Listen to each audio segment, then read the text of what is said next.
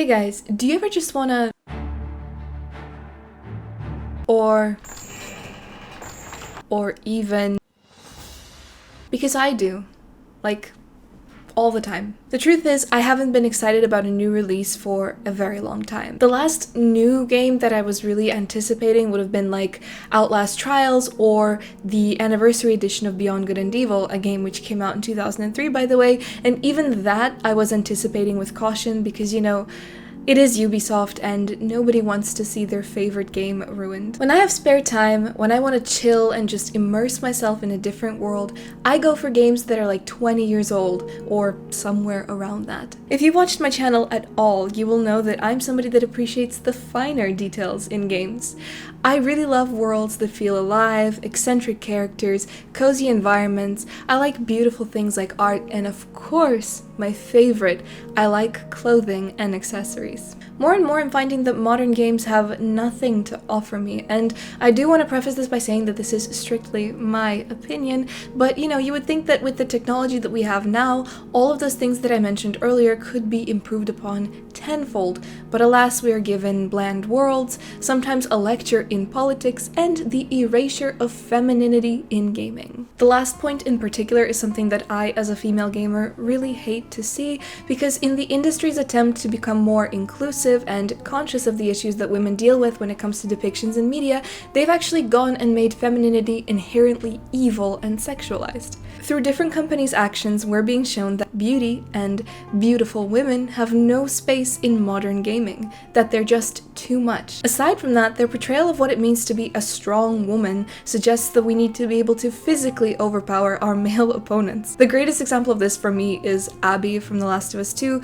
who is not only the least relatable female protagonist I've seen in like any game ever, she's also said to be extremely unlikable from the start for what she does to our beloved Joel. The game tries its best to make you sympathize with her by telling you her part of the story, but the combination of her unrealistic build and her actions throughout the game just make me resent her. And yes, it is an unrealistic build, I'm sorry, but we are in a post-apocalyptic world.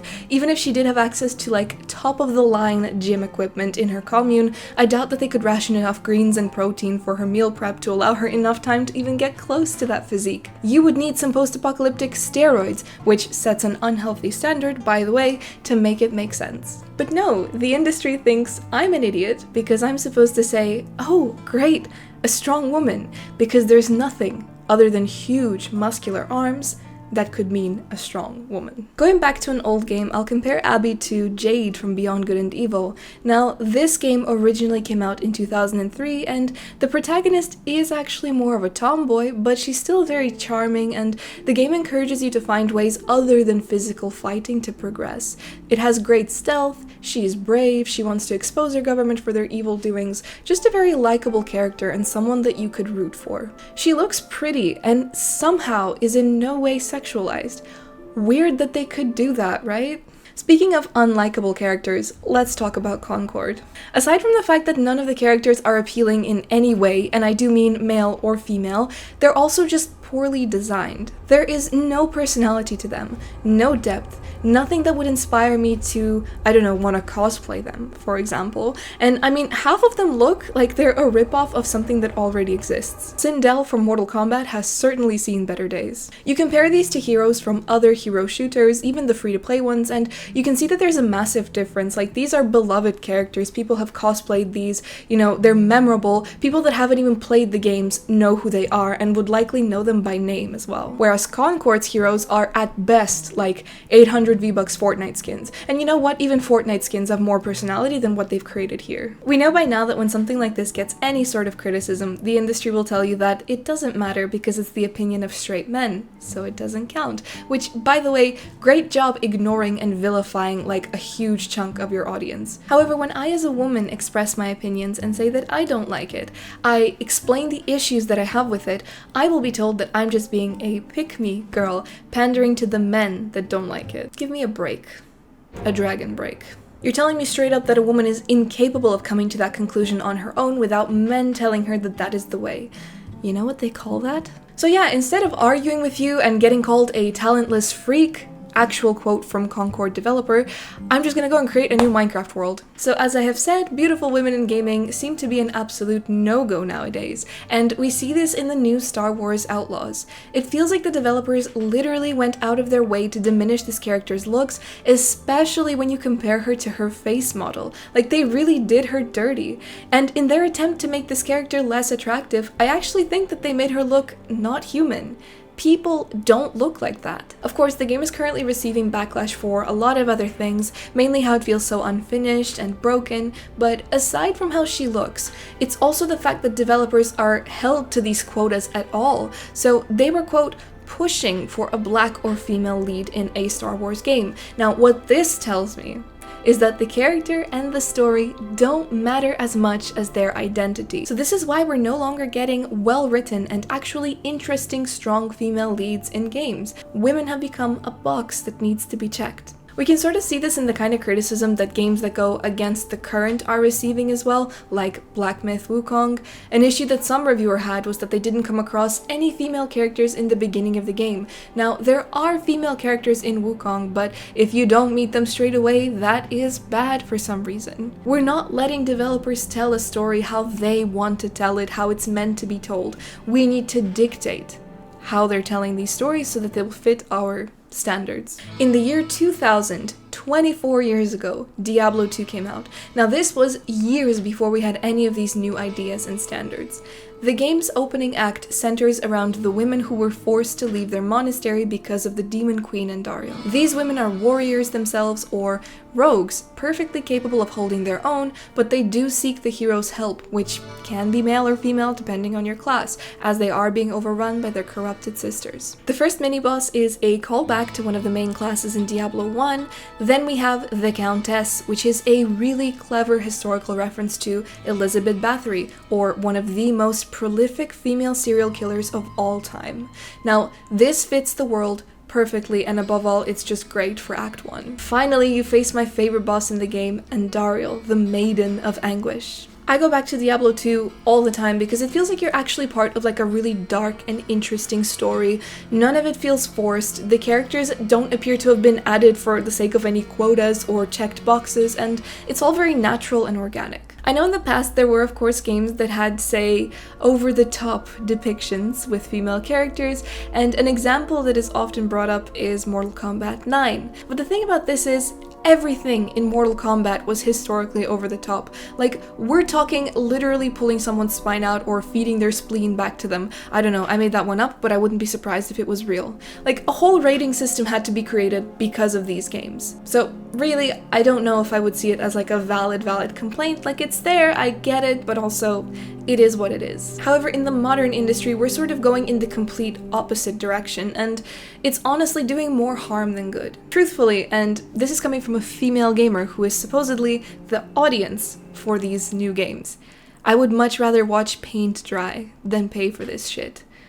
Or level a warrior to 60 in WoW Classic, which is effectively the same thing. The main content on my channel has been centered around Elder Scrolls games, mainly Morrowind and Oblivion, which are both almost 2 decades old, and in 2024 I was able to grow a channel from 0 to where we are now, because I am not the only person who is so stuck on these old games. I've gone over my personal feelings and reasons why I feel like modern gaming has just forgotten about people like me, in the name of supposedly including me more, but different people have different reasons for sticking to the beloved classics. A recent controversy, which most of you have probably heard of, was the showcase of an Assassin's Creed game that is based in Japan. We have Japanese gamers coming out and saying that they don't get it. It's offensive. There's a petition out there to cancel the release of this game in Japan. And why? Because the game's protagonist is a foreigner that gets to whoop Japanese people up and down the block. Tell me why, in Assassin's Creed 2, we have an Italian protagonist in Italy, we have a Native American guy in America in Assassin's Creed 3, we have a French protagonist in France. Why could we not have a Japanese protagonist in Japan. Japanese gamers don't relate to this at all, and some of them have even highlighted other inaccuracies in the game which are disrespectful to their culture and their country, shows a huge lack of research from the developer side, but I guess their opinion doesn't matter because probably a straight man told them to think that way. I feel like it's a real shame that there's this awkwardness, or it can be seen as controversial to express these opinions, because if we're not going to get to talk about this, we are forever going to continue having this huge rift between gamers and developers, many failed projects in the future, lots of people losing their jobs over said failed projects. This brings me to The Elder Scrolls 6. I'm at a point where I don't know if I even want them to go there anymore, because by today's standards there is just so much that could go wrong. A few months ago I came across this really spicy hot take that said this. Skyrim, the game by Bethesda, is a pro-colonization narrative and is racist. Now, I did a full response to that video on my TikTok account when it came out, so I will leave it in the description of this video if you want to see that, but in short, I said the depiction does not equal endorsement. I'm seeing that we're starting to have a real problem with media literacy, like it's non-existent. So just because a particular topic is discussed in any piece of media, it is suddenly endorsed, it is shown as a good thing, according to these people. This girl gave many examples of depictions of racism in Skyrim, like where you can see the Nords ganging up on a dark elf in Windhelm and harassing her, referring to her race as the Greyskins, which is an attempt at a slur. But lest we forget, ladies and gentlemen, that the dark elves of Morrowind are not too fond of Outlanders themselves, or Enwas, as they call them. You see, Skyrim is an already incredibly diluted game when it comes to heavy and difficult topics compared to its predecessors. Like, I'm pretty sure that regardless of your race in the game, you may see slight dialogue differences, but you'll still have equal opportunities for progression throughout the game. It doesn't really change your journey much, whereas in Morrowind, based on your race, you'll actually have a different disposition with different races. So I guess you can call that racism built into the game, but it's just a realistic depiction of how different peoples would react to Outlanders in their homeland. Not only that, Morrowind deals with the very heavy topic of slavery. The player, while having the option to free slaves, can just as easily not help, and in some cases make things worse. In Skyrim, there really isn't an action that you can take that compares to that. In fact, the way in which these racist encounters are presented are meant to make you feel sorry for the person being harassed and not the other way around. So if Skyrim, as I've said, is already a more diluted version of events and is still causing such a stir with these people, what can we expect from the next installment of The Elder Scrolls? Because unfortunately, these are the kind of people that are being listened to. Should we expect anything? Aren't we better off just replaying Oblivion for the billionth time instead of expecting like a complex and interesting story to come out of the next game? I'm also worried about the incessant attempts at monetization after you've already purchased a game, or if you're paying some sort of subscription. How are they going to implement their store into the game? I don't know about anyone else, but when I go into a game and I scroll to a page in the title screen where I'm seeing euro signs everywhere, it just takes me out of it. Not to mention how some companies just take it way too far, like Blizzard's greed in adding the level 60 boost to TBC Classic ruined TBC for me and for many others. Now, I know Elder Scrolls 6 isn't going to be an MMO, but they will likely try to continue monetizing the game long after you've purchased it, and I don't mean overpriced DLC. If the next Elder Scrolls game is just gonna give our beloved franchise a bad name, honestly, I'd rather not have it at all. Keep it a mystery and I'll just keep playing my old games. And that's it. This is me coming back after 2 months with my boomer takes. Hope you guys enjoyed the video. I do apologize for being gone for so long. I couldn't have predicted it this time around, but I'm hopefully here to stay right now. And yeah, if you enjoyed the video, leave me a like and subscribe, and I'll see you all in the next video. Be seeing you. Bye!